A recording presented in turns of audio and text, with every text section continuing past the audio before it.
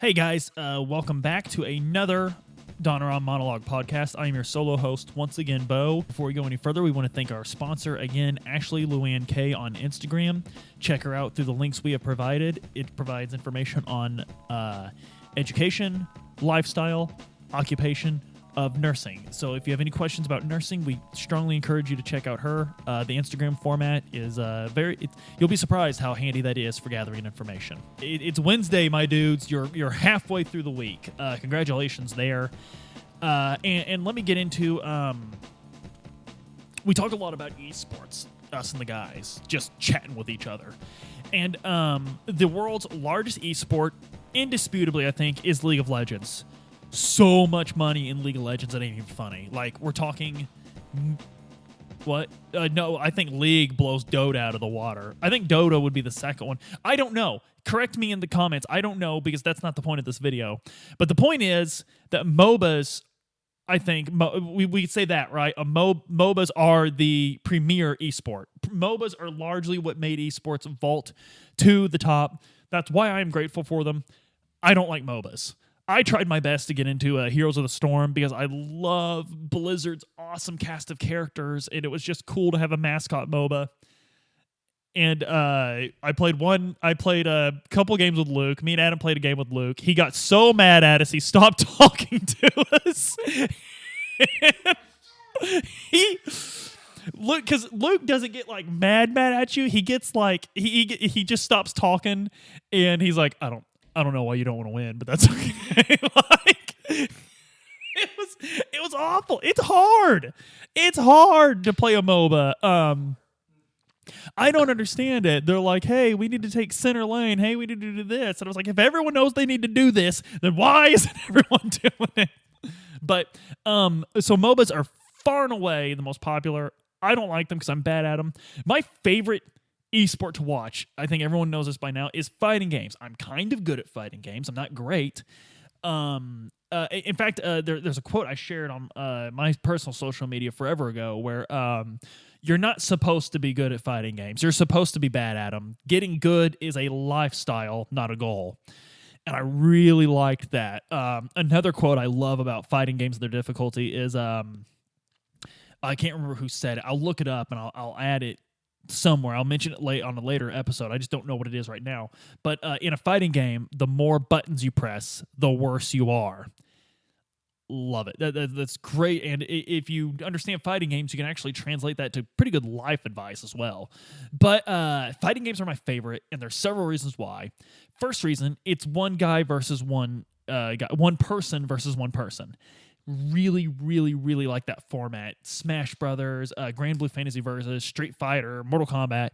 These games have a language to them, and it's one person against one person, and it's a lightning-fast chess match. It's a battle of wits as well as reflexes, and there's just something great about watching two huge personalities clash, and that's another thing, especially in like Smash Brothers and anime fighters. Most of these players have huge personalities. They're so much fun to watch. They're so much fun to follow on Twitter. They're hilarious. They honestly have great life views. I remember, what was it? Was it 2017, 2016? Tokido won Street Fighter V at Evo, and in his in his speech, he said fighting games are beautiful. Of course, he doesn't speak hyper fluent English, but he said fighting games are beautiful.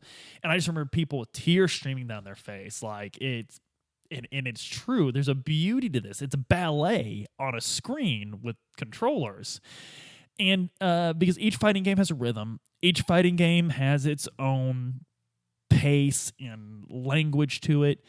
And watching that translate is just incredible. And the incredible diversity of players you see at fighting game events, it's really uplifting. There's different nationalities, different backgrounds, different races. It's just awesome to see that and it's through competition.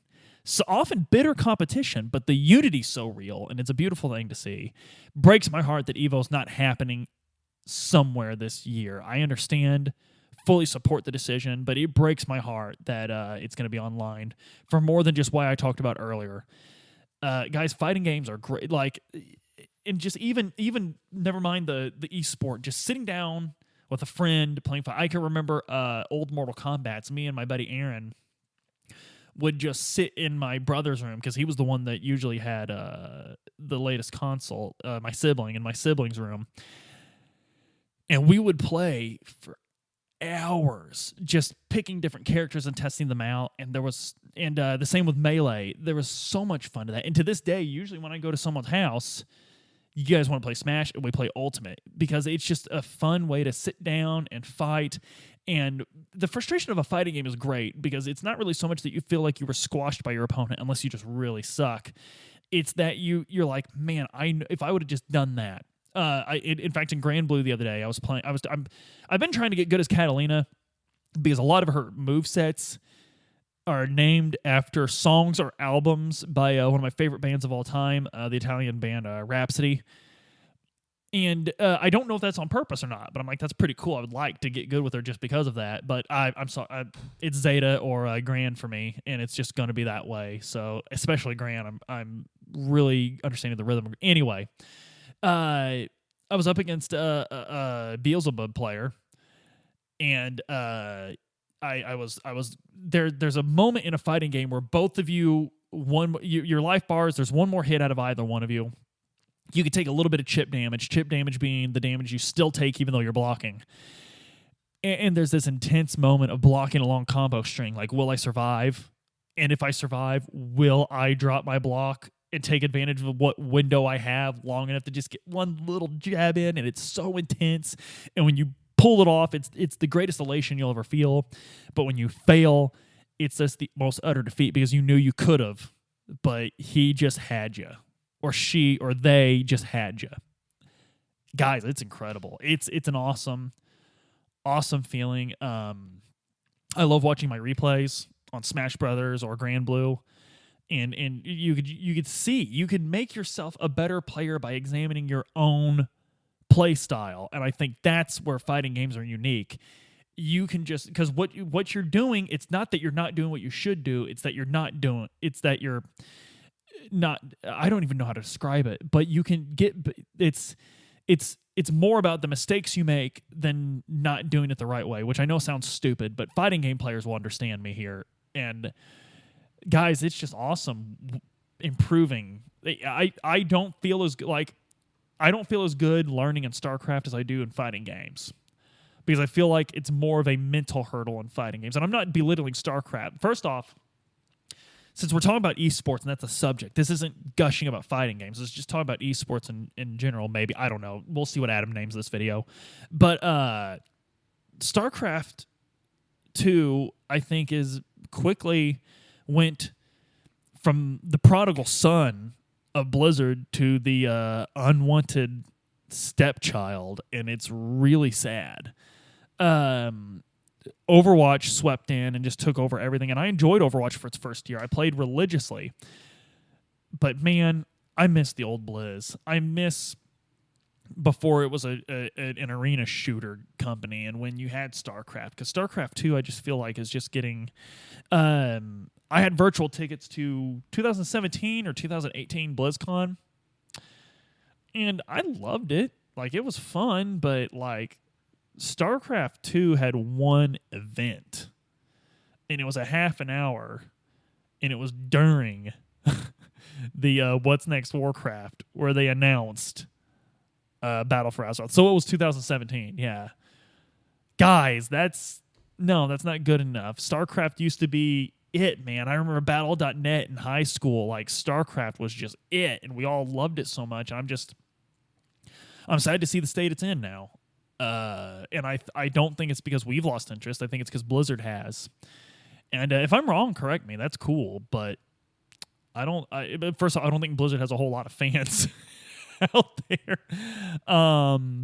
But even Warcraft Arena, even the arena in Warcraft, like, it's just everything's getting swept under the rug for Overwatch, and it's cool that it's bringing in new fans, but I love that they're bringing in new fans, but I wish there would have been a way to honor old and new. And other video game companies have proven that there is, but Blizzard doesn't seem to agree. So, and if you love Overwatch, I'm not meaning Overwatch by any means. I'm just saying the company had a legacy, and it feels like it's ignoring that.